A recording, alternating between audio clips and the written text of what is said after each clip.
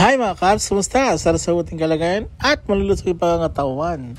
Meron na naman tayong very good news sa ginawa ng ating mahal na Pangulong PBBM.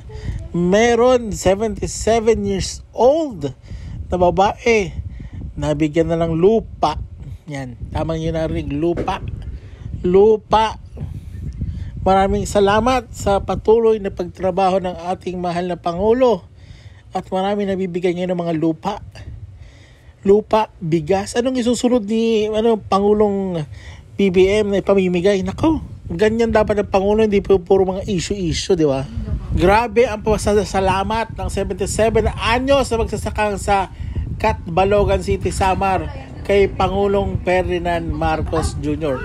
Dahil sa wakas ay naibigay na rin niya ang kanyang agricultural land na kanyang sinasakal sa loob na mahigit ang 32 years. 32 years na niya ito at ngayon nabigay na rin sa wakas ng gobyerno ng ating mahal na Pangulong PBBM ang lupa na talagang pinangako sa kanya. So ito, very good news ito mga kababayan.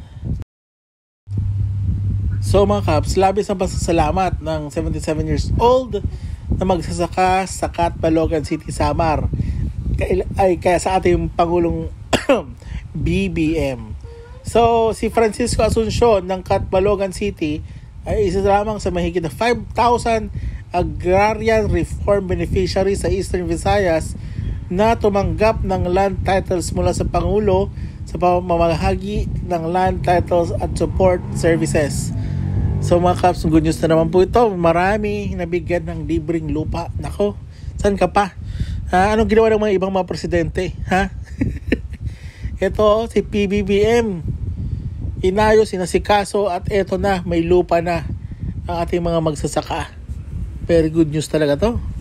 So sa mga kababayan natin na bigyan ng libreng lupa, mga farmers, maraming salamat at hindi kayo sumuko at naniwala kayo na may mabibigyan kayo ng mga lupain. Ito na nga po, meron na kayong mga libreng lupa, may sarili na kayong titulo, nasa inyo po ang lupain na yan. Nako, congrats po sa lahat at sa ating Pangulo, maraming salamat sa pagtupad ng matagal na dapat nakuha ng ibang ng mga magsasaka natin na hindi naman inasikaso ng ibang administrasyon.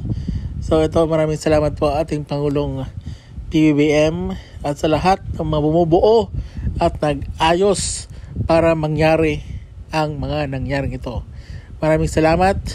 Sa susunod na ulit na video mga Kaps, very good news. Farmers, may sarili ng mga lupa.